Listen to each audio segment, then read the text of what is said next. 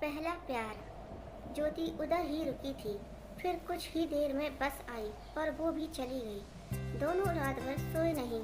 ज्योति सोचती रही, क्या बोलूं मैं दीपक को।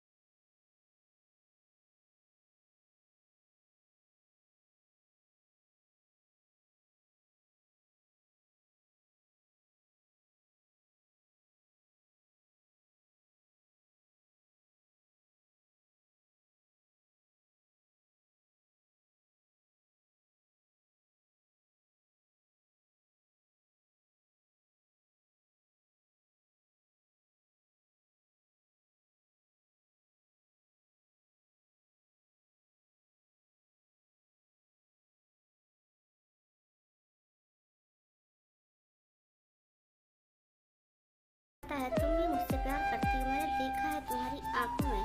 ज्योति मुस्कुराने लगी। फिर दीपक ज्योति का जवाब समझ गया और बोला, मैं समझ गया तुम्हारा जवाब, लेकिन सुनो, मुझे तुमसे बात करना रहता है। कैसे करूं? तुम्हारे पास तो फोन भी नहीं है। ज्योति बोली, तुम मुझे अपना नंबर दे दो, मैं तुम्हें फोन कर दूंगी जब पापा का फोन मेरे पास होगा तो, लेकिन तुम दोबारा उस नंबर पर फोन नहीं करना। दीपक बोला, ठीक है, और उसे अपना नंबर दे दिया और दोनों अपने घर चले गए। शाम को दीपक इंतजार कर रहा था कि शायद ज्योति फोन करे। वो अपने फोन की तरफ ही बार बार देखे जा रहा था। शाम से रात हो गई, ज्योति का फोन नहीं आया। अगले दिन स्कूल के बाद दीपक ने ज्योति से पूछा, तुमने फोन क्यों नहीं किया? वो बोली, पापा का फोन नहीं था मेरे पास और मुझे समझ भी नहीं आ रहा था कि फोन पर मैं क्या बात करूंगी। दीपक बोला, इसमें क्या फोन करती तो बात अपने आप हो जाती कुछ। ऐसे ही वो दोनों रोज स्कूल के बाद मिलते थे और ज्योति कभी कभी दीपक को फोन करती थी। उनकी बातें होती थी।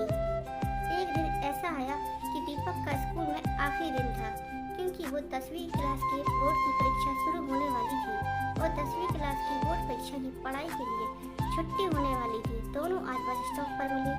ज्योति बहुत उदास थी कि कल से दीपक स्कूल नहीं आएगा और दीपक भी बहुत उदास था। ज्योति ने दीपक से कहा कि अच्छे से पढ़ाई करना बोर्ड पेपर के लिए। दीपक बोला, हाँ। दीपक की आंखों में आंसू थे और उसने कहा, कल से मैं तुमसे नहीं मिल पाऊंगा। ज्योति शांत थी और बोली, ऐसे उदास मत हो, मैं तुम्हें फोन करूंगी रोज। दीपक ज्योति को गले लगाना चाहता था, लेकिन दोनों बस स्टॉप पर थे, इसलिए दीपक ने कुछ नहीं किया। बस ज्योति का हाथ पकड़कर खड़ा था। वो बस सोच रहा था कि काश समय इधर ही रुक जाता और दोनों हमेशा के लिए एक साथ ही रहते, लेकिन ऐसा नहीं हो सकता था। ज्योति की बस आ गई। दीपक उसका हाथ छोड़ने के लिए तैयार ही नहीं था। ज्योति उसे बहुत समझा रही थी कि मुझे जाने दो, घर पहुंचने में देरी हो जाएगी तो मम्मी पूछेंगी कि देर से क्यों आई। दीपक फिर भी उसका हाथ छोड़ने को तैयार नहीं था। उसने ज्योति का हाथ पकड़ा ही था और बस चली गई। ज्योति बोली, देखो बस भी चली गई, अब दूसरी बस कब तक आएगी? दीपक बस ज्योति को देखे जा रहा था। मुझे बहुत डांट पड़ेगी, मैं और लेट हो गई तो। दीपक ने बोला, पहले वादा करो कि तुम मुझे रोज फोन करोगी। ज्योति बोली, हाँ करूँगी। इस बार दीपक ने ज्योति का हाथ छोड़ दिया और ज्योति बस में चली गई। दीपक उधर ही खड़े होकर ज्योति को देख रहा था। बस की खिड़की से ज्योति बाय बोली और फिर बस चली गई। कहानी को आगे जानने के लिए वीडियो को लाइक और सब्सक्राइब करें।